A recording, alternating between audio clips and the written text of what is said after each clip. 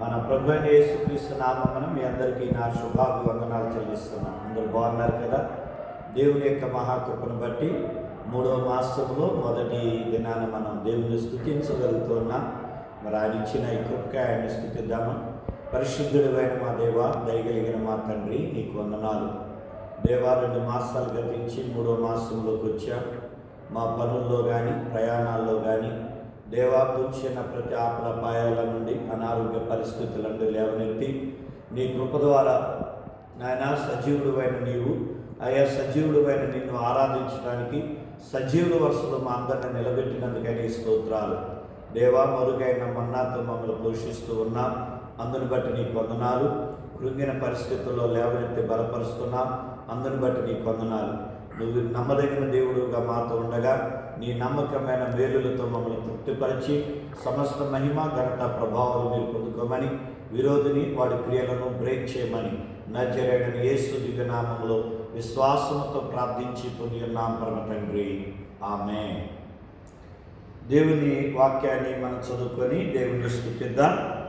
పరిశుద్ధ గ్రంథములో నుండి సంఖ్యాకాండము 22వ అధ్యాయము 31వ వచనములో ఈ రీతిగా దేవుని వాక్యము రాయబడుతున్నది. అంతలో యెహోవా బిలాము కన్నులు తెరచెను. యెహోవా బిలాము కన్నులు తెరచెను. తెరవబడిన కన్నులు అనే అంశాన్ని చూద్దాం. ఇక్కడ మరి అప్పటి వరకు బిలాము చూడట్లేదా అని అంటే ఆయన చూస్తూనే ఉన్నాడు. మనందరం కూడా చూస్తూనే ఉంటాం. మన కన్నులు, ఇప్పుడు నేను కూడా నా ఎదురుకున్న మనిషిని చూస్తూ ఉన్నా, అలాగే సెల్ ఫోన్ చూస్తూ ఉన్నా, అలాగే మందిరంలో ఉన్న వస్తువులన్నీ చూస్తూ ఉన్నా. కానీ మనం కన్నులైతే చూస్తూనే ఉంటాయి. కానీ ఒక్కోసారి మనం చేసే పనులు ఎలాగుంటాయి అంటే కళ్ళు మూసుకొని చేసే పనుల్లాగా ఉంటాయి. అదే ఇక్కడ వ్రాయబడుతుంది. అనగా ఆధ్యాత్మికమైన కన్నులు మనం మూసేస్తాం. అనగా మంచి విషయాలపైన మనం వెళ్ళవలసినటువంటి మన నేత్రాలను ఆ మంచి వైపు వెళ్లకుండా వాటిని మూసివేసి చెడు వైపు చూడటానికి ఇష్టపడతా ఉంటాం. ఆ చెడు విషయాల కొరకే మనం చూస్తూ ఉంటాం. అందుకని ఇక్కడ దేవుడి మాటని స్పష్టంగా తెలియజేస్తున్నాడు. బిలాముని దేవుడు ఏం చెప్పాడంటే, నువ్వు వెళ్ళొద్దు, నువ్వు వెళ్ళి ఏ ప్రజలనైతే శపించమని ఇదిగో నిన్ను ఆహ్వానించడానికి ఇదిగో సైన్యం వచ్చారో, ఏ రాజు అయితే పంపించాడో ఆ రాజు శపించమనే ప్రజలు నేను ఏర్పరచుకున్న వారు, నేను దీవించిన ప్రజలు కనుక అలాంటి ప్రజల్ని నువ్వు శపించడానికి వెళ్ళొద్దు అని బిలాంతో చెప్పాడు. అయినా కూడా బిలాము సరే అంటాడు. మళ్ళా 2వ రోజు వచ్చి వాళ్ళు ఇంకా ఎక్కువ బహుమానాలు చెప్పేపాటికి మళ్ళీ కొంచెం మనసులో ఆశపడి మళ్ళీ దేవుడి దగ్గరికి వెళ్ళి అడుగుతారు. అప్పుడు దేవుడు అతని హృదయాన్ని ఎరిగినాడు. వాడు కనుక హృదయాంతరంగాలను ఎరిగిన దేవుడు. మన హృదయంలో మనకి మనసు ఉంటేనే మనం మళ్ళా దేవుడు అడుగుతూ ఉంటాం. ఏది ఆ విషయం దేవుడు ఒకసారి వద్దని చెప్తాడు, అయినా కూడా మనం మళ్ళా ఇల్లు అడుగుతాం. ఎందుకంటే మనం ఆ వ్యామోహాన్ని చంపుకోలేము, ఆ పరిస్థితిని మనం చంపుకోలేము. అందుకని అప్పుడు దేవుడు సరే అంటాడు. కానీ అన్న తర్వాత కూడా ఆయన మళ్ళీ ఊరుకునే దేవుడు కాదు. మనం వెళ్తున్నప్పుడు మళ్ళీ సరిచేయటానికి మళ్ళీ శిక్షించే దేవుడై ఉన్నాడు ఆయన. అలాగే ఈయన మళ్ళా వెళ్తుంటే ఆయన ఆశ చావట్లేదు, బుద్ధి నేర్పాలనుకున్నాడు దేవుడు.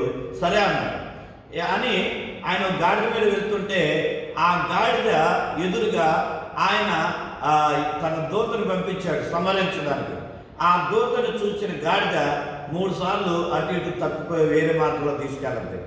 ఒకసారి ముందుకు వెళ్ళటానికి వెనక్కి వెళ్ళటానికి వీలు లేనట్టుగా సందులో ఇరుక్కుపోద్ది. కారణం ఏంటంటే ఎంత కొట్టినా కూడా గాడిద ఎదురుగా దేవుని దూతకు అడ్డం పట్టుకొని ఉంది. అది గాడిద చూడగలుగుతుంది కానీ మానవుడైనటువంటి మనుషుడు కనపట్ల. కారణం ఇతని యొక్క బుద్ధిని బట్టి, ఇతని యొక్క ఆశను బట్టి, ఇతని యొక్క లోకంలో ఉన్న సంపాదన, లోకంలో ఉన్న వాటిని ఆశించి ఉన్నాడు కనుక వాటి మీద ఉన్న వ్యామోహంతో అతని యొక్క మనోనేత్రాలు మూయబడ్డాయి, అతని ఆధ్యాత్మికమైన నేత్రాలు మూయబడ్డాయి. అందుకనే ఈ లోకంలో మామూలుగా గాడిదను చూస్తున్నాడు, దారిని చూస్తున్నాడు, ఎందుకు ఈ గాడిదలా ప్రవర్తిస్తున్నా అనుకుంటున్నాడే తప్ప తను ఒకవేళ ఏదైనా పొరపాటు చేశానా, తను ఏదైనా తప్పు చేస్తున్నానా అనే భావనలోకి రావట్లేదు. అప్పుడు దేవుడు ఇతని కన్నులు కూడా తెరిచాడు. మూయబడిన ఇతని ఆత్మీయ నేత్రాలు తెరవగానే ఎదురుగా ఆయన యొక్క దూత ఖడ్గం పట్టుకొని నిలబడి ఉన్నది చూశాడు. ఇక అప్పుడు భయం కలిగింది అనమాట. సో దేవుని సంగమా, మనం కూడా ఒక్కసారి ఏది మంచో ఏది చెడో మనకు తెలియకుండా మనం వెళ్ళిపోతూ ఉంటాం. ఒకవేళ ఎవరైనా మనుషులు చెప్తే మన రెక్లెస్గా ఈ మాట వినేదేంటి, ఏం మాట వినేదేంటి అనుకుంటాం. ఒక్కోసారి సేవకులు చెప్పిన వాటిని కూడా మనం కూడా వాటిని ప్రక్కన పడేసి మనకు మనసుకు నచ్చింది మన ఆలోచనల ప్రకారం మనం ముందుకు వెళ్ళాలని చూస్తాం. అందుకనే జ్ఞాని అయిన సొలొమోను అంటాడు కదా, సామెతలు 16లో సామెతలు 3వ అధ్యాయంలో అంటాడు, నీ స్వబుద్ధిని ఆధారం చేసుకొనక అనే మాటను ఉపయోగిస్తాడు. మన సొంత బుద్ధి మీద ఆధారపడతాం, మన సొంత జ్ఞానం మీద ఆధారపడతాం, మన ధనం మీద ఆధారపడతాం, అలాగే మన మనుషుల మీద ఆధారపడతాం. మనం ముందుకు వెళ్ళిపోవాలని చూస్తూ ఉంటాం. దేవుడు హెచ్చరించినా కూడా మార్చుకోవడానికి ఇష్టపడతాం. వీళ్ళు చెప్తే నేను చేయాలా, వీళ్ళు చెప్తే నేను వినాలా అని అనుకుంటా ఉంటాం. కానీ దేవుడు ఒక్కోసారి సేవకుల ద్వారా మనం గద్దిస్తాడు. ఆ గద్దించినప్పుడు మనం సరిచేసుకుంటే మనం మేలును పొందుకుంటాం. అందుకని ఇతను కన్నులు తెరవబడినప్పుడు ఆ దూతను చూసినప్పుడు అతను బుద్ధి కలిగింది. అప్పటి వరకు కూడా అతడు తన మనోనేత్రాలు తెరవలేకపోయాడు. కనుక మరి మన కన్నులు తెరవబడాలంటే మన కన్నులు ఎలా తెరవబడతాయి? ఇతరులు చెప్పేది మనం గ్రహించాలంటే ఎలా గ్రహించగలుగుతావు అంటే, నీవు నీ చేతిలో ఉన్న ఈ పరిశుద్ధ గ్రంథాన్ని, దేవుని వాక్యాన్ని నువ్వు చదివినప్పుడు, నువ్వు దేవుని వాక్యాన్ని చదువుతూ ఉండగా నీ కన్నులు తెరవబడతాయి. నీ కన్నులు తెరవబడి నీవు దేవుని యొక్క సన్నిధిని వెతకగలుగుతావు, దేవుని మార్గంలో వెళ్ళగలుగుతావు, మంచి మార్గంలో వెళ్ళగలుగుతావు, అందరినీ ప్రేమించే మార్గంలో వెళ్ళగలుగుతావు. నువ్వు ఈ వాక్యాన్ని చదవకపోతే నీ కన్నులు మూయబడి ఉంటాయి. అందుకని ఇంకా మాటలు రాయబడుతున్నాయి. 24వ అధ్యాయంలో కూడా 3-4 వచనాలు చదివితే ఆ ప్రారంభంలో ఉంటుంది చక్కని మాట, కన్నులు తెరచిన వానికి వచ్చిన దేవోక్తి అని వ్రాయబడింది. అలాగే 3వ వచనంలో కూడా అదే మాట, 4వ వచనంలో కూడా అతడు పరవశుడై కన్నులు తెరచిన వాడై అని 4వ వచనంలో ఉంటుంది. అలాగే 15వ వచనంలో కూడా ఉంటుంది, కన్నులు తెరచిన వానికి వచ్చిన దేవోక్తి అని. అలాగే 16వ వచనంలో ఉంటుంది, అతడు పరవశుడై కన్నులు తెరచిన వాడై అని వ్రాయబడుతుంది. ఈ రీతిగా దేవుని యొక్క వాక్యంలో మనం చూస్తే అతడు తన కన్నులు తెరవబడిన తర్వాత దేవుని ప్రత్యక్షతను చూస్తూ ఉన్నాడు, దేవుని యొక్క దర్శనాన్ని పొందుకున్నాడు, దేవుని వాక్కును పొందుకుంటూ ఉన్నాడు. నువ్వు ఎప్పుడైతే నీ మనోనేత్రాలు తెరిచి నీ పాపమును విడిచి పశ్చాత్తాపడి నువ్వు వాక్యాన్ని చదువుతూ ఉంటావో నువ్వు ప్రభువుని చూడగలుగుతావు. నీ హృదయం పరిశుభ్రంగా ఉంటుంది. నీ హృదయం పరిశుభ్రంగా ఉన్నప్పుడు నువ్వు ప్రభువుని చూడగలుగుతావు. ఈ దేవుని వాక్యం చెబుతున్న మాట. అలాగే మన క్రొత్త నిబంధనలో కూడా 24వ అధ్యాయంలో కూడా ఇక్కడ కూడా ఒక సందర్భాన్ని మనం చూడవచ్చు. 24వ అధ్యాయంలో 31వ వచనం ఇక్కడ కూడా, అక్కడ 22వ అధ్యాయం 31వ వచనం, ఇక్కడ 24వ అధ్యాయము 31వ వచనాన్ని చదివినట్లయితే ఈ రీతిలో రాయబడుతుంది, వారు కన్నులు తెరవబడి ఆయనను గుర్తుపట్టిరి, అంతటా ఆయన వారికి అదృశ్యుడాయను. యేసు ప్రభు వారు ఆ ఎమ్మాయి మార్గంలో వెళ్తున్న శిష్యులతో మాట్లాడుతూ వచ్చారు. చాలా దూరం ప్రయాణం చేశారు. మరి ప్రయాణం చేసినంతసేపు కూడా యేసు ప్రభు వారు మరి వాళ్ళతో మాట్లాడుతున్నారు. వాళ్ళ క్వశ్చన్స్ చేస్తూ ఉన్నారు, వాళ్ళు ఆన్సర్ చెబుతూ ఉన్నారు, మరలా ఇంకొక విషయం అడుగుతున్నారు, మరలా చెబుతూ ఉన్నారు. ఇలాగా మరి మాట్లాడుతూ వెళ్తూ ఉన్నారు. మరి ఎన్ని లేఖనాలను ఎత్తి చెప్పినా, ఎన్నిసార్లు మాట్లాడినా ఆయన స్వరాన్ని కానీ, ఆయన రూపాన్ని కానీ, ఆయనను కానీ గుర్తుపట్టాలి. కారణం ఏంటంటే వారి హృదయం అంతా బాధతో నింపబడి ఉన్నది, వారి హృదయం అంతా భయంతో నింపబడి ఉన్నది. ఒక బాధ ఏది, వారి యొక్క బోధకుడిని సిలువ వేసి చంపేశారు అని. మరి యొక్క భయం ఏంటంటే ఒకవేళ దొరికితే మళ్ళీ కూడా అలాగే చేస్తారేమోనని భయం. ఈ భయము బాధ వారి కన్నులు మూయబడ్డాయి. తెరవబడిన చూడటానికైతే శరీర రీతిగా వారు చూస్తూనే ఉన్నారు, కానీ వారు ఆత్మీయ కన్నులతో మూయబడ్డాయి.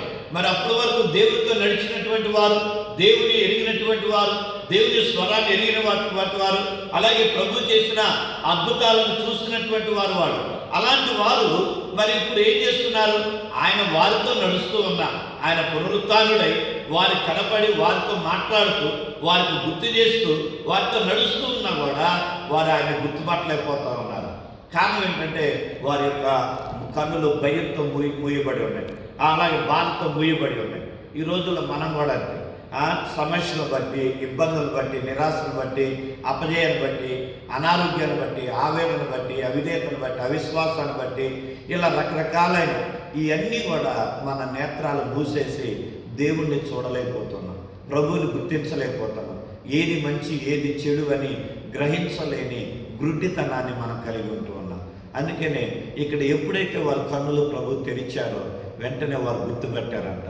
అందుకనే ప్రకటన గ్రంథం చివరి సంఘంతో చెబుతున్నారు, మీరు గుడ్డివారుగా ఉన్నారు, మీరు దిగంబరులుగా ఉన్నారు. ఎంత మాట! మనం గుడ్డివారంగా జీవిస్తూ ఉన్నాం, కన్నులుండి కూడా మనం గుడ్డివారుగా ఉంటున్నాం. కనుక ఈ ఉదయకాల సమయంలో ఈ పరిశుద్ధ దినాన ఒకవేళ మనలో ఇంకా ఏదైనా పాపం ఉండి మనం ఆ పాపమును బట్టి గుడ్డివారంగా ఉంటే మన గుడ్డితనాన్ని తీసివేసుకొని మన మనోనేత్రాలు తెరిచి ఇదిగో దేవుని యొక్క ప్రత్యక్షతను పొందుకున్న అటు కృప దేవుడు అనుగ్రహించిన గాక. ఆమె. తండ్రి, నీకు వందనాలు చెల్లిస్తూ ఉన్నా.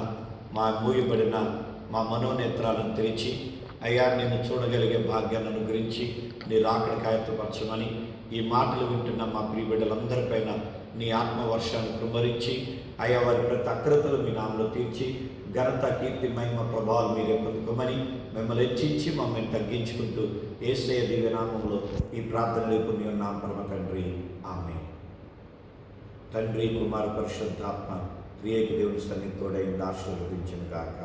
ఆమె. May God bless you.